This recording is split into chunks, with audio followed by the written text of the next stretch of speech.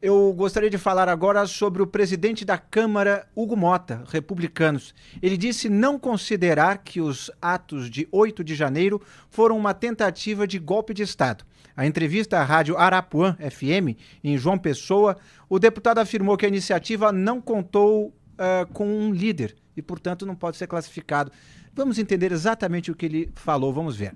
Olha, primeiro o que aconteceu não pode ser admitido que aconteça novamente. Foi uma agressão às instituições, uma agressão inimaginável. Acho que ninguém imaginava que aquilo pudesse acontecer. Agora, querer dizer que foi um golpe tem que ter um líder, golpe tem que ter uma pessoa estimulando, tem que ter apoio de outras instituições interessadas, como as Forças Armadas, não teve isso. Ali foram vândalos, baderneiros, que queriam, com inconformidade com o resultado da eleição, demonstrar sua revolta, achando que aquilo ali poderia resolver talvez o não prosseguimento do mandato do presidente Lula. E o Brasil foi muito feliz na resposta. O senhor não admite que foi uma tentativa de golpe? As instituições, elas se posicionaram de maneira muito firme. O Congresso estava funcionando na outra semana, o Supremo estava aberto, o Palácio do Planalto da mesma forma. Então, a resposta ela foi dada. Da mesma forma, você não pode, por exemplo, penalizar uma senhora que passou na frente lá do Palácio, não fez nada, não jogou uma pedra, recebeu 17 anos de pena para regime fechado. Há um certo desequilíbrio nisso. Então, a anistia alcançaria essas pessoas. Então nós temos que punir as pessoas que foram lá, que quebraram, que depredaram. Essas pessoas sim precisam e devem ser punidas para que isso não aconteça novamente. Mas entendo também que não dá para exagerar no sentido das penalidades com quem não cometeu atos de tanta gravidade, melhor dizendo. Duda Teixeira, os atos não foram de tanta gravidade? Essa suavização do Mota é algo, digamos assim, merecido? Essa suavização do Mota não é só o Mota que está apontando para o excesso, né, das penas. Várias pessoas têm apontado que as penas foram graves demais. Uma das primeiras pessoas que apontou isso, aliás, foi o José Múcio Monteiro, ministro da Defesa. Ele fala isso meses depois da invasão dos três poderes, e ele fala, olha, a mim me pareceu mais que eram baderneiros, eu não lembro a frase direta do Múcio, mas ele vai falar assim, olha, aquelas pessoas lá, dizer que é um golpe de Estado, não tinha ali alguém claramente dando uma ordem, com um plano arquitetado para, de fato, dar um golpe de Estado, né? E essas pessoas cometeram crimes. Você pode colocar ali destruição do patrimônio público, invasão de lugares que estavam sob segurança. Às vezes tem também enfrentamento, né? Eles enfrentaram alguns policiais, um ou outro tinha ali algumas armas mais leves, né? De faca, alguma coisa assim. Então devem punir por isso. Agora, devem ser punidas por isso. Agora, essas pessoas foram enquadradas muitas vezes nas leis, né, do Código Penal, que são leis novas, né, que é tentativa de abolição do Estado Democrático de Direito e tentativa de abolição, mais um outro, assim. E aí pegaram 17 anos de prisão, o que é uma coisa realmente um pouco excessiva, né? E o Mota, falando disso, é importante porque o Mota é o presidente da Câmara dos Deputados. Então, ele é uma pessoa que consegue, poderia, né, dar um prosseguimento a essas críticas, né? Essas críticas que estão sendo feitas em relação ao excesso das penas, ele pode realmente pautar ali alguma questão, como um projeto de lei, de anistia, ou dar algum abrandamento. Então, é importante, sim, essa frase dele. E estávamos terminando o vídeo do presidente da Câmara, Hugo Mota, dizendo que não estava havendo uma tentativa de golpe, que aquilo foi uma arruaça, uma bagunça e que tem gente presa talvez até por tempo demais. O que é que você acha? Não sabemos, que você ainda não escreveu no nosso chat. Mas eu quero saber também o que é que o Wilson Lima, meu companheiro de meio-dia em Brasília, todos os dias ao meio-dia, tanto aqui no YouTube quanto na TV BMC, pensa desse assunto. Boa noite, Wilson. Boa noite, Inácio. Boa noite, Duda Teixeira. Sejam, enfim, agradeço aqui pelo espaço no Papo Antagonista. Boa noite para você também que nos acompanha aqui no canal BMC News e também aqui no site, aqui também no portal Antagonista.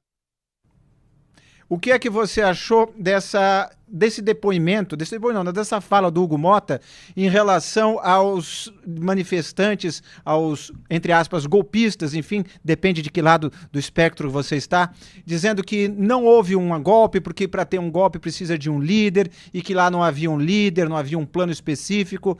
Você concorda com ele de que aquilo não foi uma tentativa de golpe, ainda que absolutamente mal organizada? Então, Inácio, a gente falou inclusive sobre isso no meio-dia, não é? Quer dizer, na minha visão, o Hugo Motta, ele basicamente falou o óbvio, o ululante. Quando a gente fala de direito penal, você precisa individualizar a conduta daquele cidadão. Ali, e aí essa de fato é a maior crítica em relação à condução do inquérito sobre o 8 de janeiro, é que não há uma individualização de conduta daquelas pessoas que estavam aqui na esplanada dos ministérios e que invadiram a sede dos três poderes, né? O Palácio do Planalto, o Senado, Câmara e o Supremo Tribunal Federal. Então, assim, você não, no inquérito, você não tem ali uma investigação plausível de quem fez o quê. Então, essa é a grande crítica. E o Hugo Motta, ele entra justamente nessa linha. Você precisa, de fato, ter uma individualização de conduta até para você determinar a dosimetria de pena. Essa que é a grande questão. E é justamente essa a crítica do Hugo Motta. Então, por isso que esse tipo de declaração, inclusive, foi enxergada, foi vista por integrantes da oposição ao governo Lula como um bilhete para você conceder anistia aos réus dos atos de 8 de janeiro. Então, essa que é a grande discussão, o Inácio. Então, a gente precisa, e eu sempre falo e bato nessa tecla, uma coisa é você criticar o que aconteceu em 8 de janeiro, que de fato foi uma balbúrdia, uma baderna, não se faz algo daquele tipo. Outra coisa é você, por exemplo, colocar no mesmo caldeirão pessoas que orquestraram aquele movimento com pessoas que estavam lá, que serviram basicamente como massa de manobra. Então, essa que é a questão. E o Hugo Motta, quando ele fala isso, quando ele discorre sobre esse assunto, ele dá essa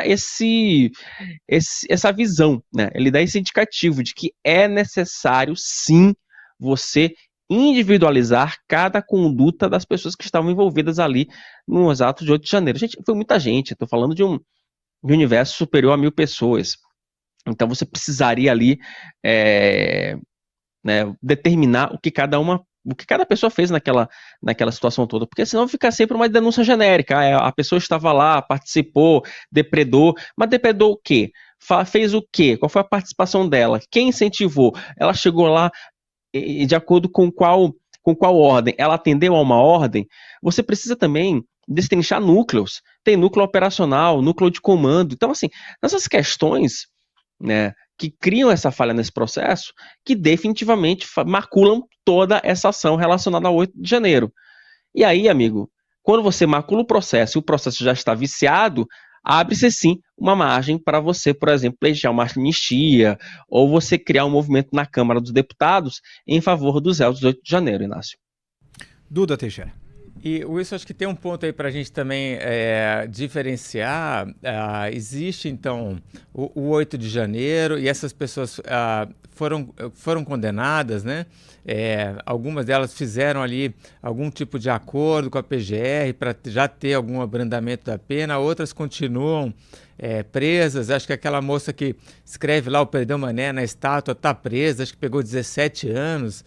Então, isso é uma coisa. Aí tem a outra questão, que é o que aconteceu em 2022, que é aquilo que aparece muito no inquérito da Polícia Federal, que foi entregue para a PGR, que você tem ali desde toda a campanha para falar, colocar em dúvida as urnas eletrônicas, e depois as reuniões que acontecem entre Bolsonaro, aliás, os comandantes das Forças Armadas, em que você tem aquele momento que o Bolsonaro pede ali uma contribuição para que eles não deixem que o Lula tome posse. Quer dizer, aí a gente aparentemente tem, de fato, mais claramente uma tentativa de golpe de Estado. Isso a PGR ainda vai avaliar se é o caso de denunciar ou não as pessoas ali que foram envolvidas, né?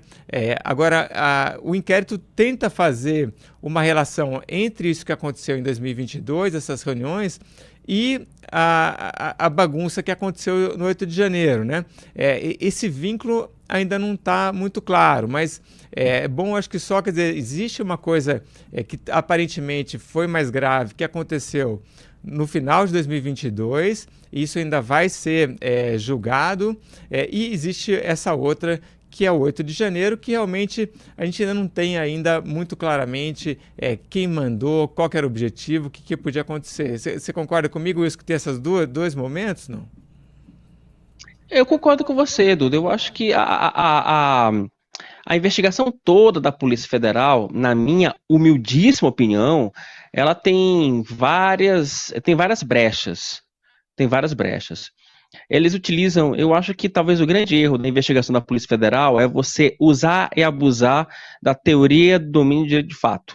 Né? Teoria do domínio do fato, quer dizer, que é um princípio do direito alemão em que algum elemento que detinha a ordem sobre determinada atividade criminosa, essa pessoa, se ela não adota qualquer tipo de postura para evitar essa atividade criminosa, logo ela tem participação naquele ato ilícito. Então, que é inclusive um princípio que foi adotado durante o julgamento do Mensalão, né? Naquele período teve inclusive uma crítica, eu lembro dessa crítica, que se indiciou o Dirceu, mas não se indiciou o Lula.